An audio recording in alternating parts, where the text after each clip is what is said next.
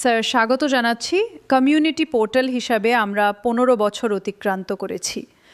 শত ব্যস্ততার মাঝেও আমাদের কার্যক্রমের উপর আপনার নজর থাকে, তা আমরা অনুভব করি। আমাদের আগামীকে আরও জনবান্ধব করার জন্য আপনার সুচিন্তিত মতামত ও পরামর্শ চাই। ধন্যবাদ। আসসালামু আলাইকুম।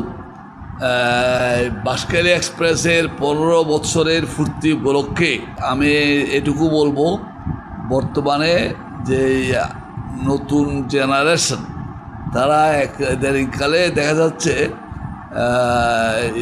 সবাই মিডিয়া, বিশেষ করে ইলেকট্রনিক মিডিয়া বা মোবাইল মিডিয়ার মাধ্যমে খবরাখবর একটু বেশি পেতে চায়। সেই ভিত্তিতে বাঁশখালী এক্সপ্রেসের একটা অবদান আছে।